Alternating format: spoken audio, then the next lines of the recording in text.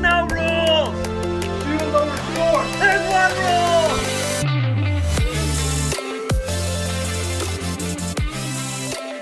Welcome back to the No Mulligans podcast. Scott and Jack here in the studio at Franklin Bridge. A lot of fall stuff happening. We've had a lot of tournaments. Yep. We had club championship. We had junior club championship. First one. First one. We had 60 kids, dude. That's awesome. I'm going for like Country Club of Birmingham, like 270 is what they do. Man, that's so cool. Which has got to be a record. Like, so we had them from 4 to 6 year olds playing with the snag golf stuff all the way up to championship division. Man, that's awesome. I was listening to a podcast recently, and there was a club that's doing a similar thing to us that's down in West Palm Beach. And I was just like, man, that place sounds like a great time. And I'm like, wait, I have one of those places. It's in my backyard here. So just, for all you guys who are listening and who are members at Franklin Bridge, thanks for being part of such a awesome community. Speaking of, we're going to talk a little bit about some tournament-esque thought processes on this one. What are we talking about? It's interesting. You know, our topics tend to flow with our instruction. Yeah. Which is kind of fun, especially if you're a part of some of it. Mm-hmm. But we had something. We're back to another ladies' clinic thing. A bunch of beginning ladies, like not any good, just learning. Yeah. Like you can just barely get them where they can get a decent chip. Yeah. Once every 5 swings. Yeah. Right, Yeah. And so we spent the first. It's an hour-long class. First 30 minutes working on technique, and then we flipped to something we call an audible. I don't know why I did this, but I did. And I said, you know what? We're going to do a contest. We're going to put you in pairs, and you're going to play 2-ball best ball. So not a scramble, but like you play 2 shots, you both play them all the way out. Yep. And take the lowest score. And so we did that, and we had 4 groups. The improvement in the technique from we had just worked on hitting ball after ball after ball after ball after ball in there, helping them. Then all of a sudden we put them in the contest on a longer shot, mind you, that's harder to do. Out of the rough, different lies. Sure. Their technique improved exponentially. Wow. And I'm like, what is happening? I've always felt this to be somewhat true of like, when the pressure's on, people actually stand up. We think about some of the older podcasts I did when we put people in the hot seat. We've talked about the hot seat a lot. Yeah. It's been a year since we've probably talked about it. But is like when I put people in the hot seat, that's when they change their golf swing. And I'll have people that struggle to change it. Put them in front of all 7 of their peers. Oh, you're talking about like your clinics? My clinics, right? Put them in front of 7 people. Like, you have to do it correctly. We're going to do it correctly in front of everybody. Yeah. And within 5 swings, they do it correctly, and I make them do it again. They do it correctly again. Yeah. They usually do 2 or 3 in a row. Yeah, then we break out, go back to your spots, and they can't do it. The pressure is actually the thing that makes you better. And if you don't put yourself under stress and pressure, you can't make it to the next. Like, you can't take your game where you're wanting to go. Yeah, I love that. I was out on the range here just before we did the podcast, or right now, and was trying to work on my new motion that we've been working on. And I noticed that when I got into too much of a rhythm with hitting balls on the range, the form started to suffer. The shots didn't do what I wanted to. And then I had to snap back out of it and be like, well, I'm not doing the thing that I'm supposed to be practicing here. So I lined up to a flag and hit a few to a flag. So much better. Moved to the longer clubs, and I said, okay, pretend that X and Y are a fairway and hit it through there. And we've talked a lot about how you've really got to feel like you're hitting shots on the range and not just flick balls out there. Yeah, it's I'm working on my technique right now without a ball flight. Yeah. That's a different thing than what I'm describing here. Yeah. But I've got to make some big changes this winter, so I'm putting myself through cracking the code with Elijah teaching me. Now, I know what I need from things that Hank's given me and a little bit of what I think I need and then a little bit of what Elijah does. But right now I'm pulling the screen across and I'm making this movement right on the first go. I want it all the way right on the first try. Like, I'm videoing every swing. So by videoing every swing, I'm incentivizing myself. Like, I don't want to go back there and it look the same as the one I just did. That's going to piss me off. Like, nope. It at least a part of it needs to move towards the direction. I know it's hard to get all of it all at once, but I have to move the needle. People don't put that stress in there. Like, One of my junior golfers who he ended up taking third in the club championship, on the championship division. And he doesn't know this yet. I hope he listens to this episode. But hands down, he's the best player in the field. No problem whatsoever. He tied for first. There's a three-way tie that I do a playoff, right? So he loses the playoff. But I set the golf course up really easy. On the off chance that I set up shorter so that it would make it less likely for him to take advantage of his length and he shot in the 60s in competitive play. Like, he's played really well. Mm-hmm. On the off chance it's shorter, so the weaker player has some shorter clubs in. If they have a good day and he has an off day, it's going to get a little dicey. And so we've only been working together for 2 months and just kind of pushing him in that direction of, like, where do we go? And he struggled a little bit, but he hit the ball okay. Just wasn't committed to his shot. Yeah. And so I'm putting him under stress and pressure. I literally set the tournament up to challenge him while also encouraging the kids that would struggle a little bit. So, like, I'm actually achieving two different objectives. Yeah. And I'm prepping him for the next level of play. Yeah. But his default is to ball, train the motion, and he gets really good at it. Like, he videos it often. So he puts stress, but that doesn't transfer well. No, and we've talked a lot about on past podcasts too, just the difference between competitive golf, tournament golf, and a regular Sunday round with your boys. It is two completely different worlds. Yeah. Well, and we've got several staff here right now that are all going to go take the PAT. Yeah. Elijah's going to take the PAT, jump in the PGA program. I'm excited for him because he gets to compete again professionally without being out $1,500 for a tournament. Yeah, right? No kidding, yeah. And against good players. But they're all going to play, and they're like, man, we just quickly realized that, like, we, like, put a number that we had to shoot in our heads out here. Like, crap, it just got a lot harder. And I have to finish out my 1.5 foot putt. Which, I'm never nervous over 1.5 foot putt. Wait, I never tap them in either. Right? It's like, I shouldn't be nervous on 1.5 foot putt. Like, I should never miss a 1.5 foot putt. If I'm sitting there practicing them, I will not miss a single putt. But all of a sudden it changes. Because it matters now. Yeah. And that mattering makes you consider, whoa, what do I actually understand and have control over? Yeah, it's tough because I think about, like, well, let's see, if I was to put myself in that same position and miss that 1.5 foot putt, I'm just thinking about having to, like, walk to the next hole with that being in my mind on the next tee box. So embarrassed, right? too. It's the worst thing, right? But if you missed it on the putting green, it's like, all right, we just grab the next ball and, we do it again. The one I hate the most on the putting green is the guy who hits it like a little 4-footer and it starts to go by the hole and he rakes it back and hits it again. I was like, nope, that ain't it. That will never get you to where you're trying to get to. Yeah. Ever. Yeah. Like, you have to deal with the suck. Like, that's bad. Like, yeah. And that's hard. And that's one of the things that we push really hard on Cracking the Code that's coming up. That just starts, well, by the time y'all listen to this, it starts this week, is you have to be willing to sit in the suckiness of this hurts emotionally because you have to control the emotion. If you can't control the emotion, it'll control you. Yeah. And, we're in a culture of, like, just do whatever you feel. It's like, it's not actually a good thing. You have to be in control of what you feel. Because if your feelings run the show, then however you feel day to day is what's true. And that changes every day. Yeah.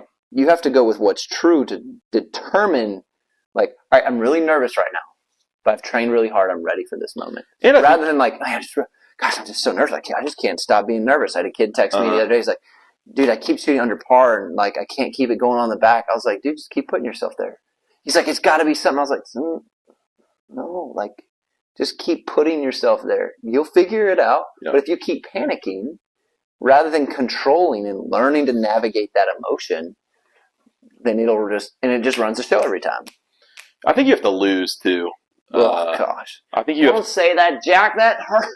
It does hurt, but let me rephrase it too. No, don't rephrase it. I think it's perfectly said. Like, I think you have to lose. You have to lose in order to realize just how fun it is to compete. Because I think a lot of people put too much weight in losing. Nobody likes to lose. But I think you have to realize that it's not the end of the world in order to free yourself up to play the best game of your life, right? I'll say this: I don't like winning as much as I hate losing. Mm. I've always had tension with that. Like, there's a part of me that doesn't want that to be true, but I find that the best performers are a lot in that category. Like, yeah. I think about the fact that we have so many kids that just keep 3-putting all the time, and they've been playing for years. I'm like, y'all should not 3-putt this much, or 4-putt and 5-putt. I'm like, what are we doing? There's no reason y'all should do that. Like, that should make you livid. I remember I would keep my putts in the top corner. I wouldn't keep it separate down below. I would have it sitting right next to that number, like in that little tiny box. It's my score, fairway, green, putts in the top corner. I hated seeing anything with more than a 2 in that top corner. Yeah. And I would love to get zeros. Like, I was trying to get zeros in that top corner. Like, if I miss a green, like, I'm trying to get a 0, right? So there's both, right? I don't want a 3, and I certainly would love to have a 0. So I think there's both. Like, I love winning, but I hate sucking. Well, I think there's something to be said for pushing yourself to that 0 because you don't want the 3. Right. Right? But it took the not wanting the 3 first to lead to the wanting the 0. That's a great, and that could be the next growth step from there. Maybe wanting to win so bad because you don't want to lose. Yeah, I think it's not just sitting in the mediocre, Right. I remember Hank one time telling a student, like, I want you to sit in this suck and just let it suck and let it hurt, because what you're going to realize is I don't ever want to feel like this again. Yeah. And that's what motivates you to do it. And that's what I told the young man before he left. I said, I want you to sit in that.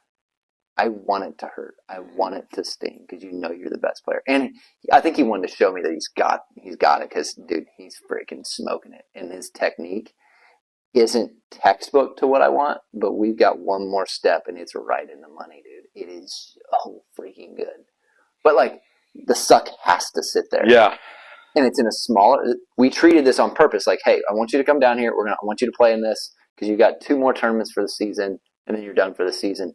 This gives us a chance to see where you're at, what needs to be better, right? Like, this is perfect. It did exactly what we wanted to do, which is we need to stop hitting as many balls. We need to play more, and we need to put stress on each shot you hit. Like, well, how do I do that? Like, that's the next follow-up, right? Like, how do I do that? Like, what does that practically look like? For me, it's I don't 3-putt when I do my putting practice. Really? What do you mean you don't 3-putt? I don't 3-putt. Well, what if I 3-putt? You don't 3-putt. Well, how do I not 3-putt? Don't 3-putt. Don't 3-putt. Well, what would be the first thing you do? I don't know. I was like, yeah, you do. You answer the question. I think so. Let me ask you that. How would you not 3-putt? This is actually perfect, because this is what people will do when they listen to this. Well, here's what I think that you have to finish every putt out. Like, if you start with a putt, you have to finish it out. How would you go about your practice so that you don't 3-putt? Well, guaranteed. And I think that's the question. I think that's also the unique answer to it as well. I think people they ask you that question thinking there's going to be a silver bullet. No, there's not. And so I don't know. Like, if you told me not to 3-putt, I don't know what I would do, but I know I wouldn't 3-putt. Right. So, like, how would you start your practice? This is where everybody gets in a trap. Like, I can answer it, but it's better if you're thinking about it. So, like, if you're listening to this right now, hit the timeout pause button, answer that question. How would you structure your putting practice so that you don't 3-putt? Keeping in mind you must finish out every single putt that you hit. Yeah, I mean, my drills, if I'm on the putting green, is starting with 3-footers uphill. Right. You're going to start short. 3-footers uphill, and then I'll take it to 6-foot uphill, and then I'll do the around the world drill. 3 feet. Yeah, back to 3 feet, and then maybe I'll take it to 6 feet, and then maybe I'll practice lag putting at the end. And every putt is super intentional. Like, you're not going to try to hit your 3-footers firm, because then you got 4 or 5 feet coming back. Like, you're not like you're going to do things that lead to lower scores on the golf course, which is the softer a putt is hit, to as long as it gets to the hole, the wider the hole becomes. Yeah, you just taught that out in the clinic. Yeah, right. Like, the wider the hole gets. Yeah. Like, you have to. Well, hey, and in the same thing, because I think this is what a lot of golfers struggle with, and me too, not putting with enough break. And people don't realize that the more break that you give a putt, the wider the hole gets. Correct. So, with that being said, too, the more break a putt has, the narrower the window to go in. That's correct. In a straight line. Right. Yes. But if you give it more break, you have multiple speeds. You have multiple speeds you can drop it in. Right. And so that's another thing where you asked, well, what would you do to not 3-putt? I'd give it more break. There's another one. There's another one, right? But automatically, instinctually, you go, oh, wait, that means I underread my putts. Like, you automatically answered the fact that even as a much better player than you were a year ago, you still underread your putts. Sure. That's the that's the fundamental component of, like, all of a sudden, it's like, oh, aha, like, you actually start being critical of your putting practice. Like, that for me is number one in my putting, fundamentally, is I am not going to 3-putt. You know what's interesting is this is kind of a sidebar, but not really. I don't know if you'll be disappointed or not in this, but because I don't like 3-putting, and this maybe I need to come to a putting lesson with you, but I've changed my putting grip. Okay. So, but I didn't 3-putt as much when I used that new grip. So I was like, okay. But who knows if that was just a Band-Aid to get me through that round or what, or if I'll go back to it. But I think that people also need to be okay with reinventing the wheel a little bit if it means they get better. I don't hit very many long putts. Like, well, what if I need to work on my long putts? It's like, how many are you going to make outside 20 feet? None. Basically none. Yeah. Like, once every, 8 rounds. Think about how excited you get when you make a 20-foot putt. Because you know because you never make them. right. So why are you trying to make them? Right. It's question number one, right? So, I spend a lot of my time, and the really good players spend a lot of time on the short putts. Mm-hmm. If you can make all your short putts, then you're not as concerned about your long ones. So what do I do with my long putts? Well, when I work on distance, I just putt to the edge of the green. Yeah. Now, I'm not holing out, but I'm not hitting at a hole, so I don't require myself to hole out. Right? I'm just trying to get the ball to stop on the edge of the green. And I'm trying to get it. I do not want it short. I do not want it long. I want it dead on the edge of the green. Well, and the beautiful thing about that, too, is that taking from your clinic, missing short, it being a little bit better than missing long, right? Mm-hmm. Putting to the edge of the green is conditioning you to hit it short, if anything. Right. Yeah, because you're like, well, crap, that one ramped up into the into the fringe. Right, and I don't want to lose my golf ball in the street, you know? Right, so. It goes rolling down the cart path over here, Franklin Bridge. I've seen that happen. It's just like you learn to stop it and pump those brakes. So I think the answer to your question, then, how do I not 3-putt? I think it really requires you to ask the question to yourself and maybe have the courage to come up with some drills that are unique to your own game. You can be creative. I've got my several that I really love. Yeah. And the other thing is, if I miss one, I'm also not going to walk up and just whack it in, even if it's 6 inches, because I know, that pisses me off if I went and did one of those, reach around, tap it in things. If I do that and I miss it, I'm setting in motion a pattern of behavior that will ruin me. And think about this for everybody listening at home. How many tour pros do you see do their little reach around tap in when they're in a tournament? No, they all walk around. It's rare to do that unless it's sitting literally right on the edge. Yeah. If it's not inside of 2 inches of that thing, if it's not a ball width from the hole, it's walking around. They may have to stand. They may stand weird. Yeah, but it's step up. There's a pause, then a tap. Yep. Right. It's that intentional. Yep. And those types of things, when I go consult for universities, they don't do that. Right. So but that's a coaching problem. Fundamentally, that's a coaching problem. Your guys haven't bought into the fact that that little thing matters. When we're playing in tournaments, that little thing matters. And my coach, we talked about this, I think, when we had him on the podcast. And now that he's at Duke, he would have us at the end of our tournaments. We would have to hand our scorecard, our actual scorecard. The other guy may have already signed it. I'm like, we're not signing it. We had a rule. You do not sign the card until you read off your scores from memory. So somebody else on your team holds the card. It could be coach, it could be one of the other players. And you read it off from memory. 4-4-3. 5-4-4. And some guys took longer to do this. You know how many times we caught the wrong score on the scorecard? Not almost every tournament there was at least 1 or 2 holes. And what's that doing? Talk about a disqualification. You got too low of a number that's on a card. Well, yeah, but like, what signed for a high card. Right. Like, it's the level of intentionality that our coach had. Gotcha. About that kind of detail. Like, that mattered. You don't sign it. Like, we had all of our stuff, but he also had a travel bag. So you had your bag to travel for the tournament, like your normal clothes that you would have. You had your golf bag. You had your golf gear that you would need for the tournament. And then you always, like, coach, it's going to be 85 degrees. Why do I need a longer sleeve? I don't know what the weather's going to be. That's what they say it's going to be. What if one of the days you've been in, we've all done it, like, it's cloudy and it's windy one day. You're like, it says it's going to be 75 degrees. Yeah, yeah. And all of a sudden you're a little chilly and you should have an early morning start and it's cloudy and blowing. Yeah. Early that morning. Yeah. Right? So we were totally prepared.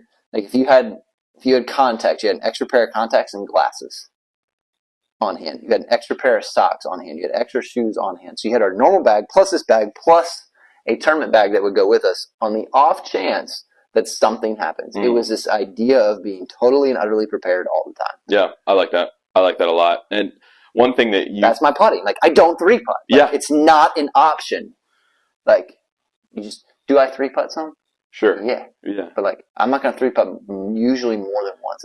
And what you're doing is setting a standard for yourself too, right? And not giving into anything less, right? And even if you do, it's the exception, not the rule. Right. Right.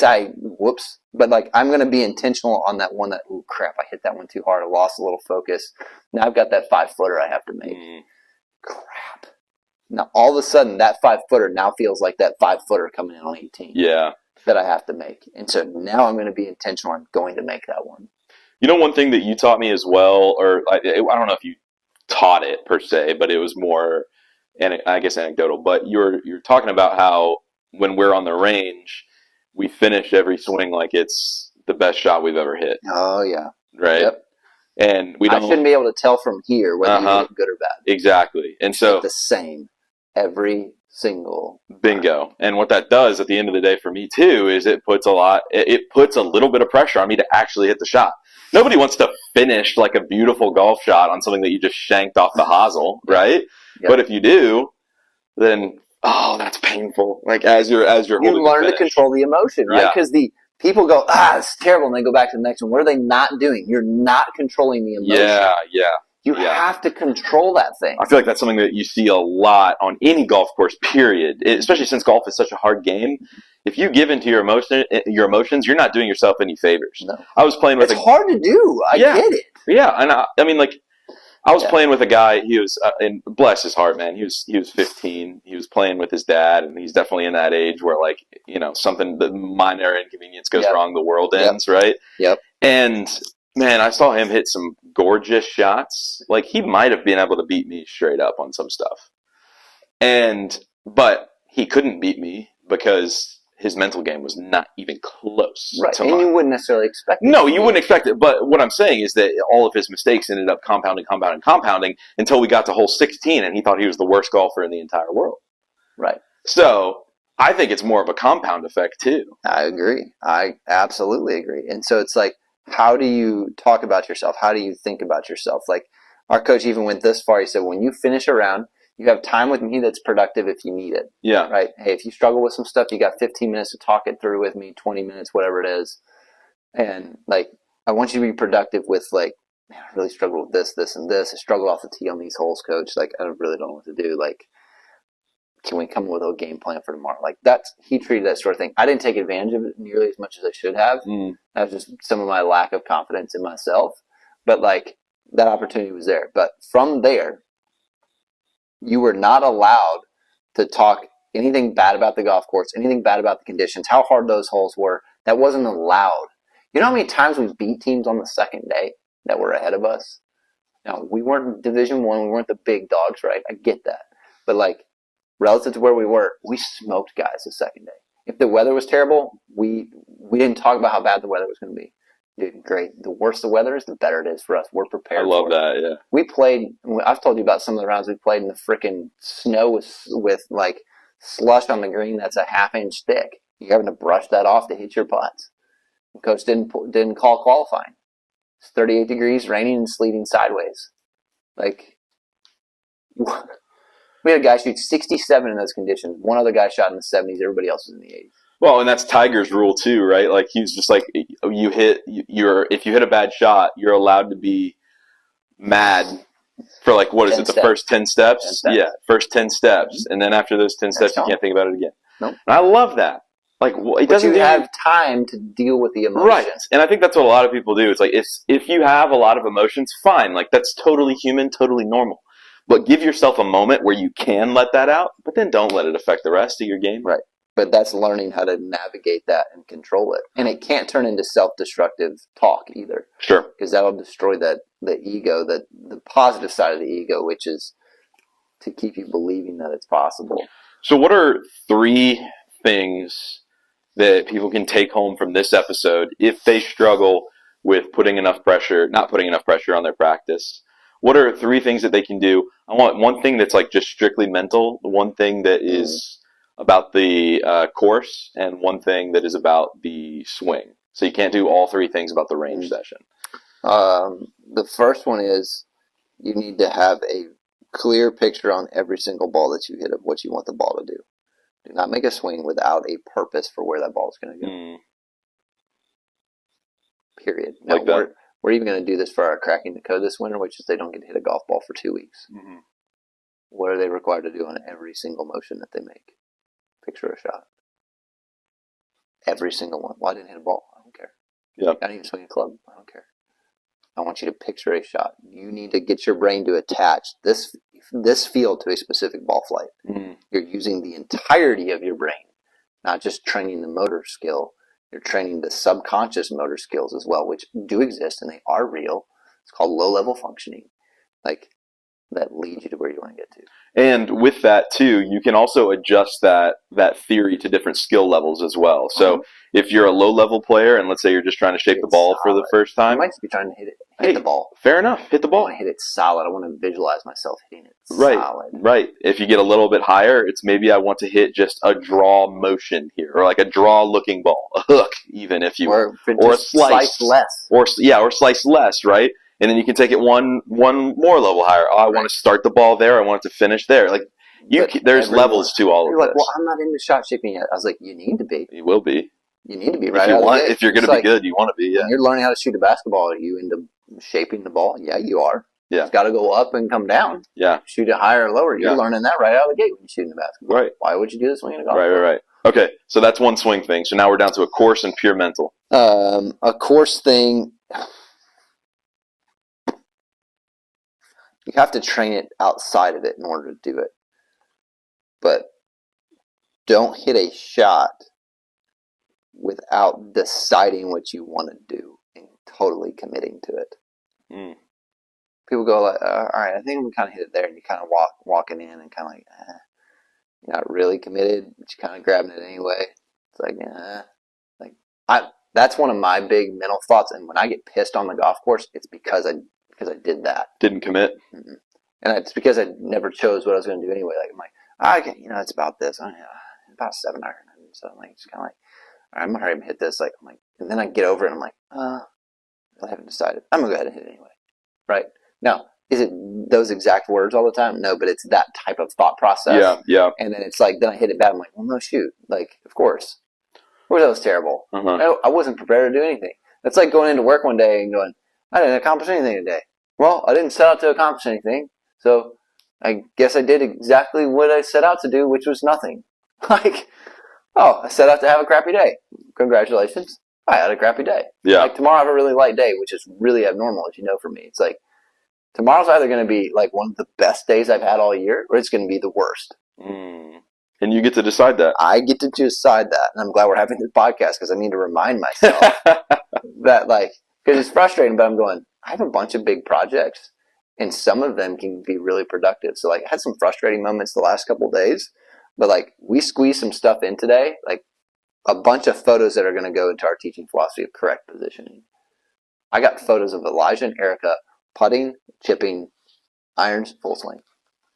I set out with a purpose, and there it is. Love it. Do not hit a ball without a purpose. I think that's something, too, that has really helped my game recently as well. Because I'd be like, oh, it's either like a a hard 7 or a soft 6, you know, and then you get up and you kind of like in between which one, and then it's just like, It's listen. almost never good. And here's the other thing too. A lot of times too, earlier in my golf career, I would set my ball up to a putt. Right, I like to use the line on the ball. So I'd set up my putt and I'd get over it and I'd be like, oh, it kind of feels a little bit more left. And so I'd aim a little bit more left and not commit to my line, and then I'd miss it. And then you don't know whether if your original line was right or not. Correct, because then you're not committed to a line, so you don't make a good motion. You don't know whether it was the right line, or the bad motion or bad speed. Like, yeah, you have to commit to it all the way down to that. Because here's the thing: if you sell out to it and you miss it, you can be okay that you committed everything to it, and then you learn from it because you're like, okay, that wasn't correct. So now right. you've got really clean data that's been downloaded into your experience, rather than muddy data that's sitting in your experience. And that could help you on the next 17 holes if you do that on hole number 1. And I would tell you, probably for most people, they putt like that probably 50% of the time. And so that compounds. And then you just think you're a bad putter at the end of the day. If you have, let's say, 15 to 20 putts, let's just call it 15. 15 putts and you play 4 rounds a month, that's 60 putts a month. Plus, you probably do that when you practice putting on the putting green too. So now you're like just on the golf course, dude. That's a lot. Like that's 700 and something, 720 putts a year that are sloppy. How do you think that's going to show up in the club championship? Yeah, how do you think that's well going to show up? It's going to crumble under pressure you when you're about to shoot your personal best. Like it's going to crumble. Yep. So the last one is the swing. No, so we did the swing one. We did course. We did swing. We did course. Now this one's pure mental, right? Oh, wait. I don't even remember which one we did. First one was the swing. Have a purpose with everything that you hit. Have a shot shape picture. Mm-hmm. Second one was what we just talked about, committing. Wasn't that the mental? No, that's the course. That was course, committing to the shot. Now we have the ones pure mental. Could be around emotions. It could be around. We've kind of touched on some of it already in the podcast. Yeah. I would say from the mental standpoint is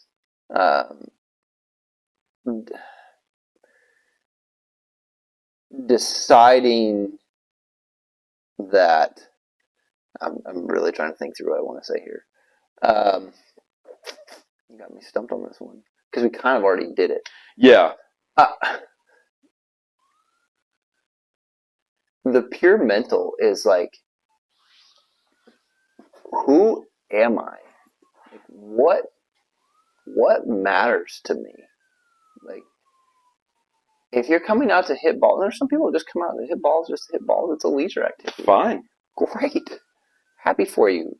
Even if you suck, like, you're getting what you set out to get, right? And so I just think from the mental standpoint, the discipline to control your emotions of like, I am not going to let emotion rule me. So one of the things I did with one of my college players I just started working with, who I think is going to be a phenomenal player. He hasn't won anything yet, hasn't accomplished really hardly anything collegiately, but his swing is the most technically sound golf swing I've ever taught. Wow. And he has to play 100 holes a week. Phew. That's what I required of him. He's a range guy. He's like 90% of my practice is range time. I was like, that's why your golf swing looks so good. Congratulations. But we ain't playing golf swing. We're playing golf. And so I said 100 holes a week. And before November 1st, you need to shoot 67. His lowest is 69. You need to shoot 67 or lower. I think I said break 67. Break 67. So that's 66. That's at least, all the courses he's playing, it's at least 5 under. And I want 9 holes under 33. He already did that one, shot 32. He's never done that. Not even close. Shot 34 once. 2 shots lower on 9. Right? So, like, for him, what we determined, that's why I'm using this story, is I said, here's the deal, dude. You don't lose. You never lose. Losing is choice. People are like, what do you mean by losing is a choice? Losing is a choice. People choose to lose in their mind. Now, the actual winning of a golf tournament is not up to you. You don't get to like jump in the way of the other person's like shot, right? Like, yeah. Like, I guess in theory you could do that. It would probably be a severe breach of you probably get sportsmanship. Probably get DQ'd. disqualified. But like, you have.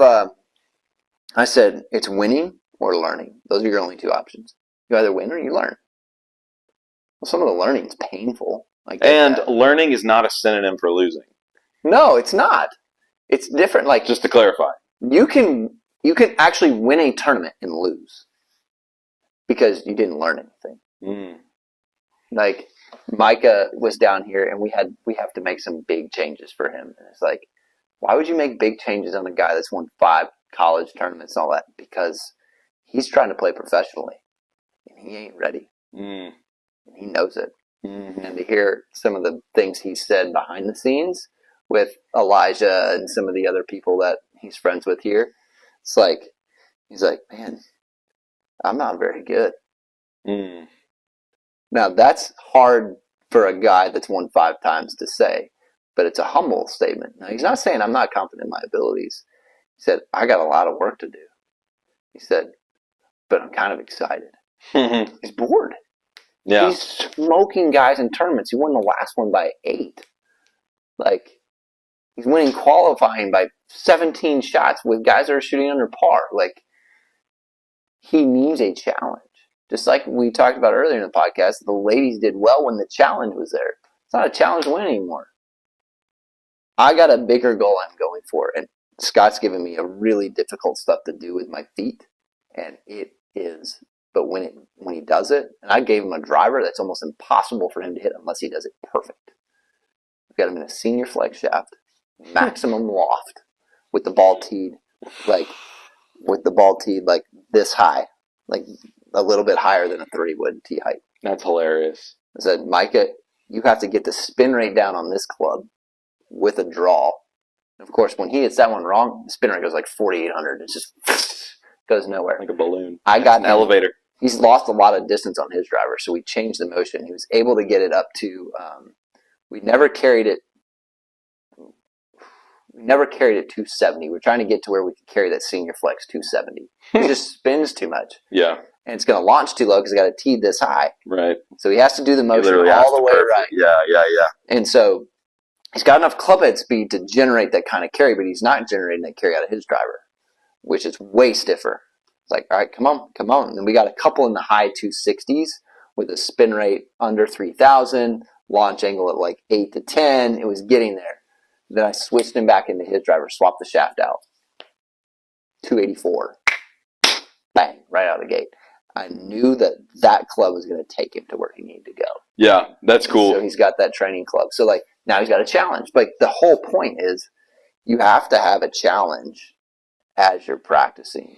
What did I say we need to do mentally? It's like I don't even know what that means. Well, you were talking about you're talking about being intentional, and where I thought you were going with that. First of all, everything that you just said, brilliant. If that's what you're deciding to do, as far as like really, really be better and commit to what you're doing. Mm-hmm. I think I would even elaborate that to the people who are just wanting to have a fun round out on Saturday with their friends.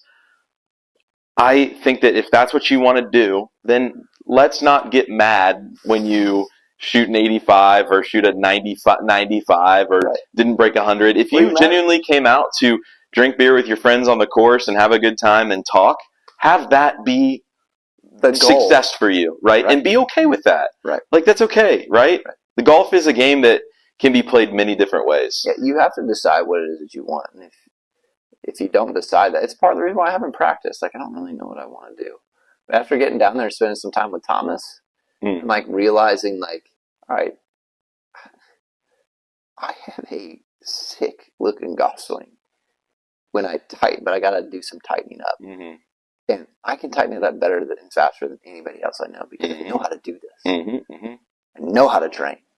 And I'm going to show my students. And so everything for me revolves around teaching. I can't do it for just me. Like, I finally realized that. It's like, why doesn't going into the gym, like, excite me? Like, it used to, in some ways it has. Like, when does it excite me the most? When I've trained my college players, I trained my interns, like Erica, Lance, Elaine, like all these people that have come along, Elijah, like, right? Like, what's excited about me in the gym? I'm training that, like, I'm teaching, I'm coaching. I'm a teacher, I'm a coach. That's what I do. It's like, you can't take that out of me.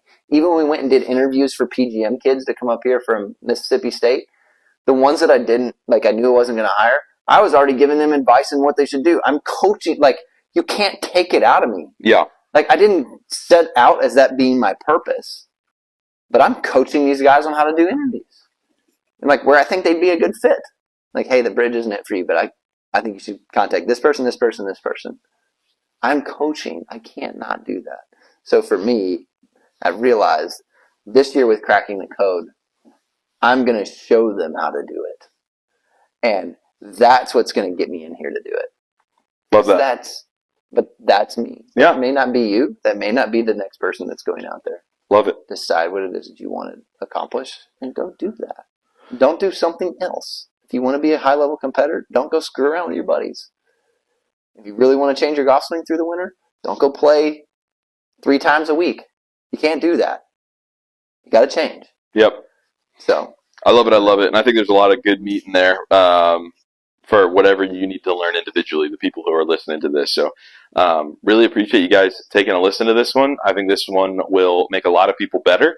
Sorry, I rambled a little bit at the end. No, it's all good. I just think if you can implement at least just 1 or 2 things, if you can pick 1 or 2 things out of this podcast and really implement them in your game, I guarantee you'll see some results. So that's a really cool one, man. From Scott and Jack here inside the studio at Franklin Bridge. Thank you guys all for watching, listening, doing, subscribing, whatever you guys are doing out there. We really appreciate it. Make sure to leave us 5 stars, give us a comment or a follow. We really appreciate you, and it helps out everybody who wants to get better at golf, just like you, the person who's listening to this. So again, Scott and Jack inside the studio at Franklin Bridge. We'll see you on the next one. Peace.